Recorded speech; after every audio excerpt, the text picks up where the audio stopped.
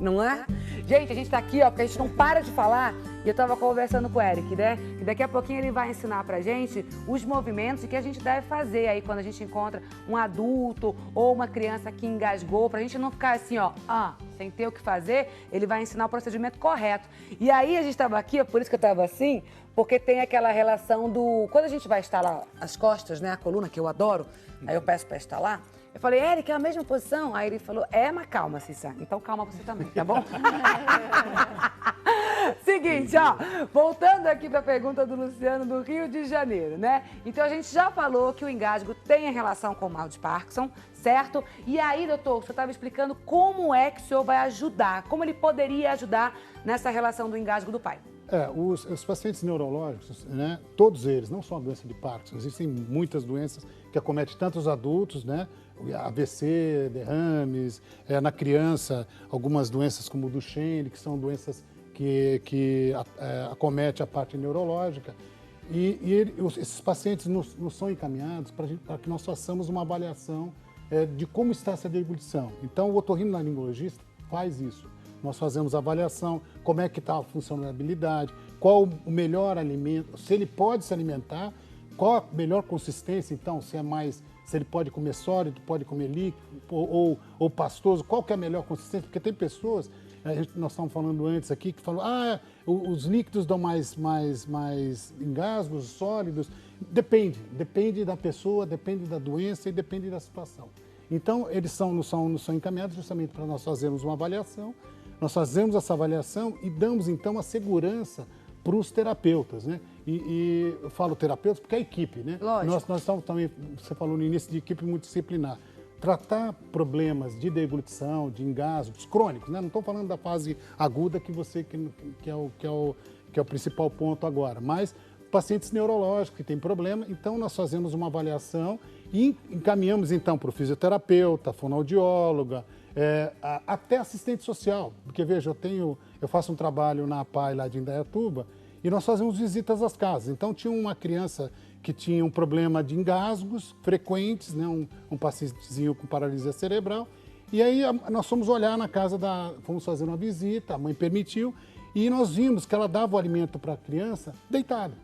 Totalmente errado, né? Então, aí só o assistente social, junto com a equipe que foi visitar, só de orientar a postura, já acabou o engasgo. Então, não precisou nem passar pela nossa avaliação, porque são detalhes que muitas vezes a pessoa não está atenta, não tem informação, não teve acesso à informação. Então, por isso que tem que ser multidisciplinar. Então, a nutricionista... E pegando esse gancho que o senhor acabou de falar, a doutora Letícia estava me falando, Cissa, tem muita mãe que vai dando a comida para a criança, né, em pé, porque está com pressa, a criança não quer sentar para comer direitinho, então a criança está andando e você vai lá, né, colocando a colherada do jeito que vai. E aí acontece o engasgo também. Então, a gente tem que ter... Né, a gente tem que ter essa consciência, né, doutora? Sim, desde pequenininho você já tem que ensinar a criança que a hora da alimentação é a hora da comida. A criança tem que ser alimentada num ambiente tranquilo, não pode ficar correndo atrás da criança para alimentar ou deixar a criança comer enquanto está brincando, pulando, porque isso são situações que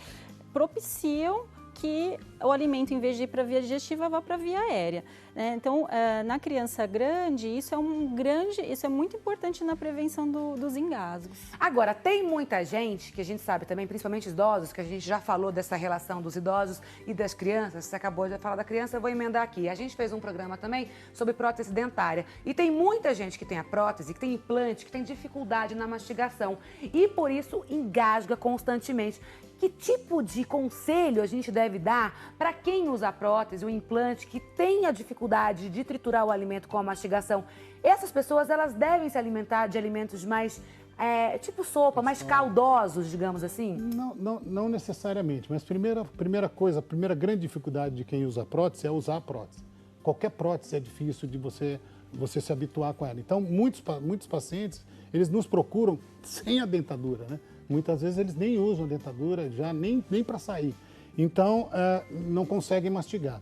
E muitas vezes nós temos que recomendar mesmo alimentos mais pastosos, mas tudo depende da pessoa. Por isso que precisa de uma orientação não só nossa, como também da nutricionista. Porque muitas vezes vai dar pastoso, mas aí vai faltar determinada Nutrientes, qualidade, nutriente. Então, precisa de um apoio também de um profissional que nos dê, ele só pode comer pastoso ou líquido. Então, o que ele pode comer durante o dia? Agora a gente quer saber de você que está em casa, né? Eu já fiz a pergunta lá no comecinho do bloco, né? E aí, você engaja com facilidade, sim ou não? Vamos dar uma olhada na nossa interativa aqui? Como é que tá? Se as pessoas, elas engasgam... o sim tá ganhando, 50,4 contra aí 49,9, aí ó, passa um ao outro, mas no final do programa a gente vai fechar essa enquete. Eu quero saber, você engaja com facilidade? Eu engajo com facilidade. Principalmente, doutor, com a minha saliva. Por que isso acontece? Porque fala muito rápido e muito... Tem que pausar, tem que engolir. Porque o grande problema, o maior problema é que você tem que respirar e falar. Né? Se fala muito, resseca muito a garganta, você produz secreção para hidratar. E tem que engolir essa secreção. E o tempo inteiro nós estamos engolindo saliva. Não é? Então, nessa de respirar e engolir a saliva, vai a saliva para a via aérea, aí lasca tudo, aí eu tô conversando com você e começo... Eu engasguei, tá? Ó, esse é um caso, né?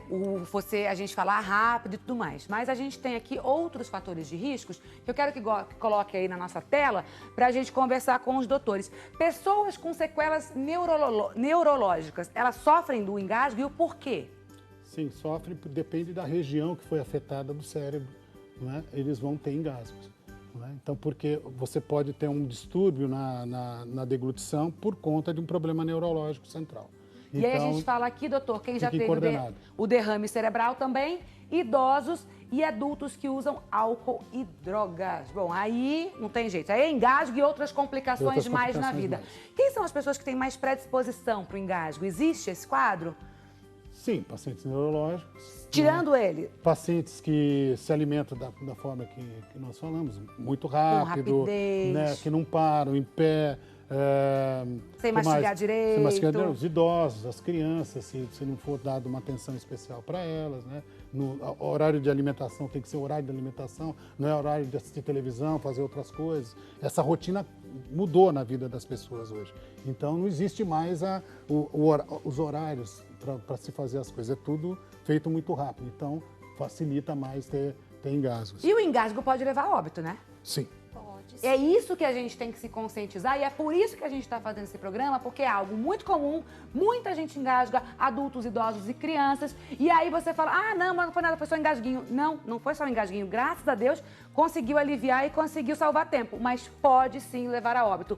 Por isso que o Eric está aqui como nosso guarda-vidas, nosso colaborador aqui do nosso Mais Saudável, e ele vai ensinar o que a gente deve fazer quando presencia aí uma cena de alguém engasgado, né? Primeira coisa, gente, calma. Porque sem calma a gente não consegue fazer nada, certo? Com certeza. Isso eu aprendo com vocês, assim, juro. Guarda-vidas, bombeiro, eles têm uma calma, né? Eles têm um respiro que eu acho maravilhoso. Então, primeira coisa, calma. E aí, Eric, vamos lá. Um adulto engasgou. Tô com a minha mãe almoçando no restaurante, pronto. E aí, de repente, eu vejo que ela tem ali sintomas do engasgo, né? O que eu devo fazer? Então, primeira coisa, a gente reconhecer os sintomas do engasgo, né? O que Quais seria são? ali? Vamos lá. Então, normalmente, dependendo do que ela comeu, se ficou engasgado, universalmente, ela põe a mão aqui, começa a ficar roxa, cianótica, e começa a querer respirar. E não consegue respirar normalmente.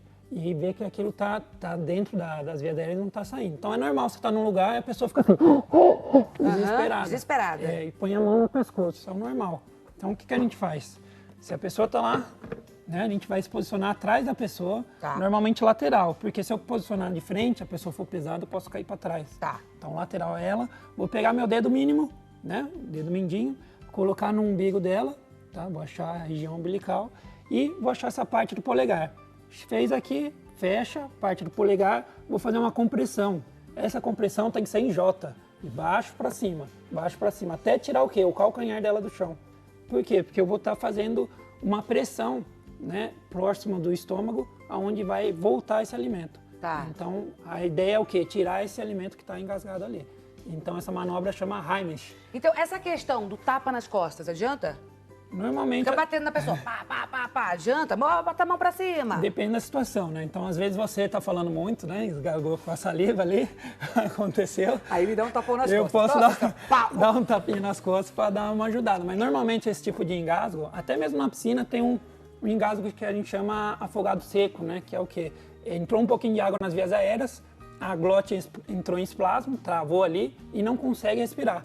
Então, o que a gente faz? Só da vítima olhar para cima, olhou para cima aqui, já abre as vias aéreas e consegue respirar. Isso for com líquido, né? Vem cá, Eric, sabe por quê? Eu quero que você mostre aqui. Você consegue mostrar esse boneco? Eu quero que você mostre a posição do seu corpo aqui na lateral, para essa câmera 2 aqui, ó. Eu vou estar lateralmente a pessoa, né?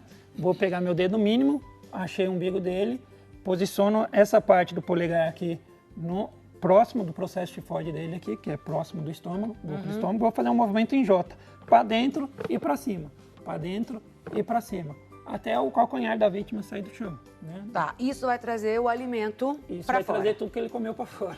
Tá. Então, se ele comeu muito, provavelmente tudo Vem pra vai cá voltar. que tá ali, ó. Vai pra cá, aqui de Isso. volta. Deixa eu posicionar aqui, ó. Pode entrar aqui de novo, Eric, que daí a gente vai falar. A questão, por exemplo, a pessoa começa a fazer essa manobra que você acabou de ensinar, que chama Heimlich. Heimlich. E aí começa a provocar um vômito natural, né? vômito Porque natural. isso vai... Isso. O que a pessoa deve fazer, ou a mãe, para não desesperar a pessoa que está engasgada? Porque automaticamente, quando você começa a se livrar do engasgo, você começa a se desesperar com aquela reação das pessoas e o que está trazendo de volta. O que a gente deve fazer nesse momento? A primeira coisa é que, assim, quem está engasgando, por exemplo, eu estou no restaurante, eu comecei a engasgar, eu não quero demonstrar isso, porque é constrangedor, né? Muito. Só que aí eu não consigo, começo a tossir, vai chegar uma hora que eu não estou conseguindo mais respirar, e aí eu vou levantar e vou me posicionar ali, vou ficar roxo.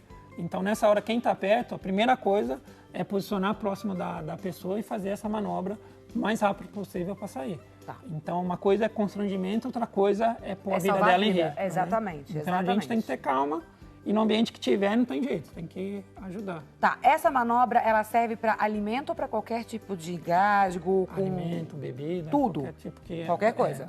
Você faz essa massagem aqui, gente. Então como que é? O polegar, Dedo mínimo. o dedo mínimo no umbigo, fecha o Aí polegar. Fecha o polegar, vai ser 4 dedos aqui, fechou, vai ser na posição. E aí bem J, próximo do que é estômago. para cima e para J. baixo, certo? Com criança, da mesma forma, porque a doutora já mostrou uma manobra aqui, mas com criança, como Depende vocês do tamanho fazem? da criança. Se a criança tiver até uns 10 anos e ela estiver na minha cintura, posso vir aqui para... Lógico. Tiver aqui Problema na minha nosso. cintura, eu não vou conseguir fazer a manobra aqui, né? Então eu vou ajoelhar e vou fazer a mesma coisa. Dedo mínimo e vou fazer a manobra. Tá.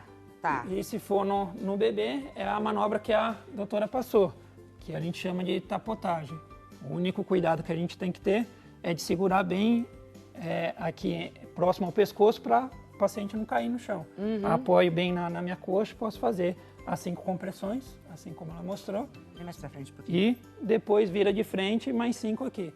Normalmente, dependendo se foi líquido, se foi alguma coisinha moedinha, as primeiras 5 que você faz compressões entre as escápulas já libera o líquido, né? Mas dependendo do caso, demora para sair. Então a gente vai e continua fazendo. Até quando? Até ver que ela parou de vez, né? Você entrou em parada cardíaca respiratória e já é outro procedimento. Ô Eric, agora aquela manobra que eu te falei, é como se fosse pra instalar o pescoço numa coluna? Também serve, não? Tem muita Não. gente que pega a outra pessoa e começa a tombar assim, né? As pessoas querem ajudar, né? Não é? Normalmente, até no afogado, no engasgo, as pessoas pegavam, virava a criança de ponta Entra aqui, cabeça, conversa com sacudia. aqui, ó, senão quem tá em casa não consegue te ver. Imagina. Punha a criança de ponta cabeça, tentava fazer que o líquido saía, né? Porém, o líquido não sai, né? O engasgo não vai sair dessa forma. Então, a gente tem que tentar fazer um padrão que ajude ali a própria vítima, a próprio ele sair o que precisa. Perfeito. Então, vou fazer o seguinte, você acabou de ensinar aqui algumas técnicas, né, umas manobras que a gente deve fazer para ajudar. Agora, o que a gente não deve fazer, você vai aprender também daqui a pouquinho, depois do intervalo. Então, não descola, que eu vou e volto voando, tá bom? Fica com a gente.